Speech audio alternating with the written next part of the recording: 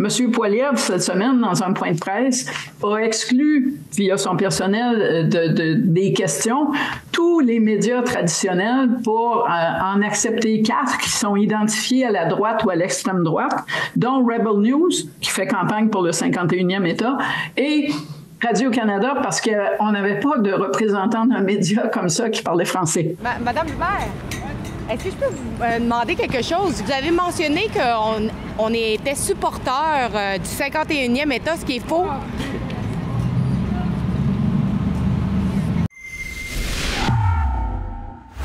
Qui fait encore aveuglément confiance aux médias grand public? Probablement pas vous. Après tout, vous nous regardez et vous savez déjà que les médias grand public ne sont plus dignes de confiance. Ils prétendent être des sources d'informations fiables, mais cela aussi est un mensonge. Alors que Pierre Poilievre reconnaît que les médias traditionnels ne font que répéter le discours libéral et il s'est engagé à couper le financement de la CBC. Mais c'est vrai que je vais couper le budget de CBC parce que c'est un grand gaspillage. Are you saying that you would step aside and not compete for the head of the country to allow us to get through this crisis, or I'm unclear about your answer to the last question? Well, I find it a strange question. Your CBC is asking me to step aside in the next election. It's a very strange request. There's a suggestion. We could save $1 billion by defunding the CBC.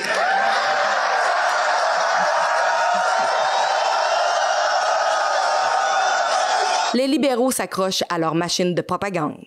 La ministre du Patrimoine, Pascale Saint-Onge, a même proposé d'enchasser dans la loi le rôle de CBC Radio-Canada comme source d'information officielle, tout en doublant presque son financement par habitant.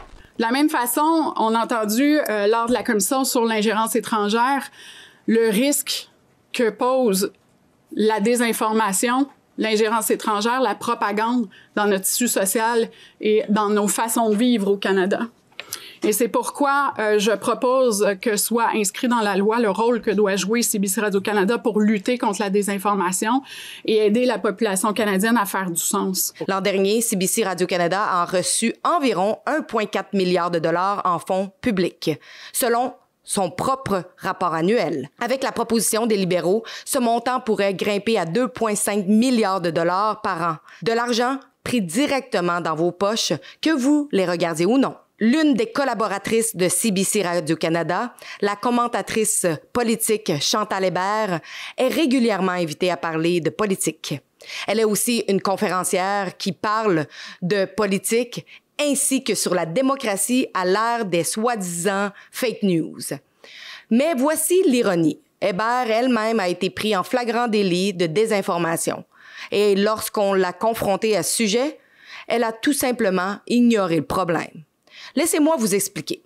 Lorsqu'un journaliste ou un commentateur se trompe, la chose responsable à faire est de corriger les faits et d'admettre son erreur.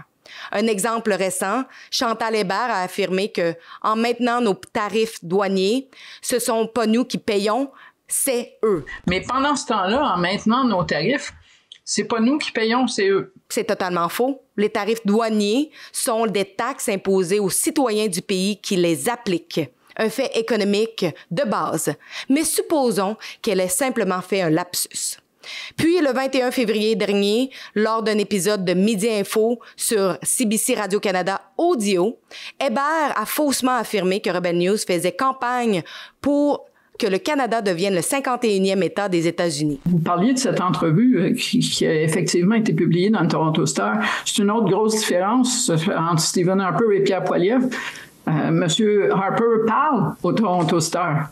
M. Poilievre, cette semaine, dans un point de presse, a exclu, via son personnel, des questions, tous les médias traditionnels pour en accepter 4 qui sont identifiés à la droite ou à l'extrême droite, dont Rebel News, qui fait campagne pour le 51e État, et Radio-Canada, parce qu'on n'avait pas de représentant d'un média comme ça qui parlait français. Ce n'était pas un simple lapsus, c'était délibéré. Une tentative flagrante de nous discréditer et de nous diaboliser. Et c'est complètement faux. L'événement qu'elle a mentionné est une conférence de presse tenue par Pierre Poilievre le 20 février dernier. Sur 10 médias présents, seulement 5 ont été autorisés à poser des questions, à savoir Y-Media, Oxygène TV, True North, Rebel News et Radio-Canada. On the floor, starting with True North. Why are you accepting questions from all media? Hello, Mr. Polyev. Noah Jarvis, True North. Why Media? Questions from all media here today. Hey, this is Shubi from My Media. Thank you. Next question. Question. Who's asking questions today? Why did you do that? I know everyone asked a question.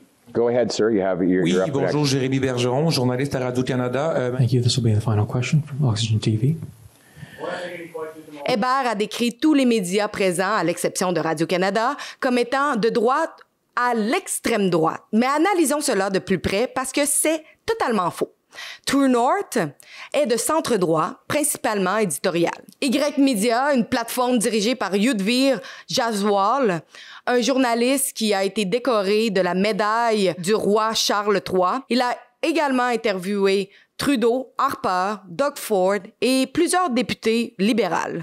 Difficile de qualifier son média d'extrême droite. D'ailleurs, Yudhvir Jaswal a déjà été vu sur les ondes de CBC selon son site web. Oxygène TV, un média axé sur la famille et les enjeux sociopolitiques. Son orientation éditoriale penche légèrement à droite en raison de ses valeurs familiales. Mais le qualifier d'extrême droite est ridicule. Rebel News, considéré par certains comme conservateur sur le plan éditorial, mais certainement pas d'extrême droite. De plus, Y-Media et Oxygène TV s'adressent à des communautés immigrantes diverses. Ce sont des voix qui représentent des diasporas, loin d'une présence monolithique d'extrême droite. Pendant ce temps, les médias traditionnels comme Global, CBC, CTV et la presse canadienne étaient bien présents à l'événement, mais n'ont pas été sélectionnés pour poser des questions, tout comme Prime Asia. Tout d'abord parce qu'ils n'avaient qu'une opportunité de 5 questions. Alors, soyons clairs.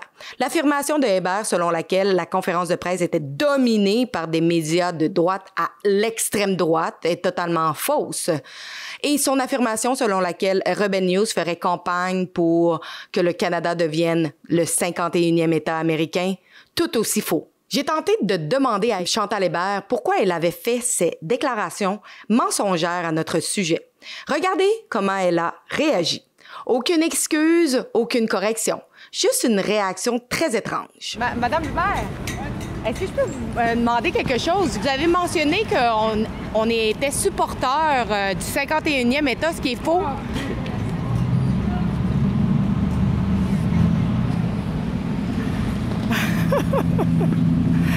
Ça ne l'intéresse pas, sauf qu'elle est prête à dire de la désinformation au niveau de notre média en disant qu'on est supporter du 51e État, alors que c'est totalement faux.